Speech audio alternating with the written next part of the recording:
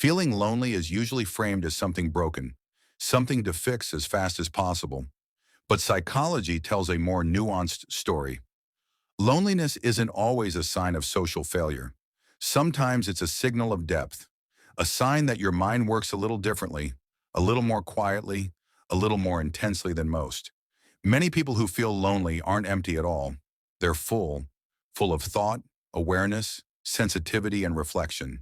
And that combination creates traits that are often misunderstood, overlooked, or mislabeled as weakness when they're actually strengths. If you've ever felt alone even when surrounded by people, or wondered why connection feels harder for you than it seems to be for others, this video is for you. Here are the hidden effects of feeling lonely, and the 4 traits that often come with it. The first trait is heightened self-awareness. Psychology shows that time spent alone naturally increases self-reflection. When you don't have constant external noise, your attention turns inward. You notice patterns in your thoughts. You become aware of your emotional shifts. You start asking questions like, why did that affect me? Or, what do I actually want?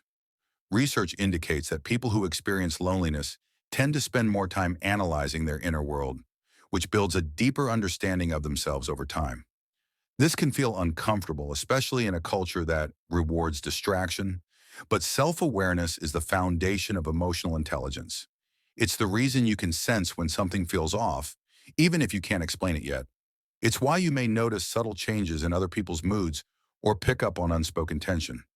While others may rush through life on autopilot, you're paying attention. The positive reframe is this: loneliness didn't make you overthink. It trained you to understand yourself. And that skill becomes incredibly valuable in relationships, creativity, leadership, and healing. You don't just feel things, you understand them. The second trait is emotional independence. Research indicates that prolonged loneliness often forces people to learn how to self-soothe. When comfort isn't always available from others, you develop internal coping systems. You learn how to calm yourself down, how to sit with difficult emotions, how to survive quiet moments without needing constant reassurance. This can look like emotional distance from the outside. Others might think you're too independent, too guarded, or too self-contained. But in reality, you've learned something powerful. Your emotional stability doesn't fully depend on external validation. That doesn't mean you don't want connection. It means you're not desperate for it. You're less likely to stay in unhealthy relationships just to avoid being alone. You know how to meet yourself where you are. Psychology often links this trait to resilience, your ability to recover from emotional setbacks without collapsing. The strength here is autonomy. You're capable of being with others without losing yourself. And when you do choose connection, it's intentional, not fear-based. The third trait is deep empathy. This one often surprises people. Feeling lonely can actually make you more emotionally attuned to others. Psychology shows that people who experience social pain become more sensitive to emotional cues. You know what it feels like to be overlooked, unheard, or misunderstood, and that makes you less likely to do that to someone else.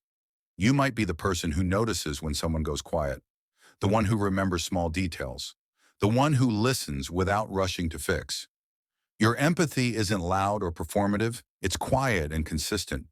Sometimes this trait comes with emotional fatigue. You feel deeply and that can be heavy, but it also means you have the capacity to create safe spaces for others. People may not always articulate why they feel comfortable around you, but they do. The reframe is this: your loneliness expanded your emotional range. It taught you compassion not as a concept, but as a lived experience. That's rare and deeply human. The fourth trait is selective connection. Psychology suggests that loneliness often sharpens discernment. When connection isn't easy or frequent, you become more intentional about who you let into your life. You're less interested in surface-level interactions and more drawn to depth, honesty, and meaning. This can make it seem like you're antisocial or picky, but what's really happening is that your nervous system knows what shallow connection feels like, and it doesn't satisfy you. You'd rather have one real conversation than 10 empty ones. People with this trait often thrive in environments that allow depth, creative work, meaningful conversations, purpose-driven communities. You don't want to be surrounded by people. You want to be understood. The strength here is quality over quantity. When you connect, it's real. And when you don't, it's not because you can't. It's because you're waiting for something that actually fits. Here's the part that matters most. If you feel lonely, it doesn't mean you're flawed. It doesn't mean you're behind. And it doesn't mean something is wrong with you. Often it means your mind is deep, your emotions are complex, and your standards for connection are higher than average. Loneliness can hurt. That's real. But it can also shape you into someone reflective, resilient, empathetic, and intentional. Traits that don't always get celebrated, but absolutely matter. You're not invisible. You're not alone in feeling alone. And you don't need to become louder, simpler, or different to belong. If this resonated with you, take a moment to sit with it. And if you want more psychology insights that help you understand your personality on a deeper level, subscribe to the channel. You're exactly the kind of person this space is for.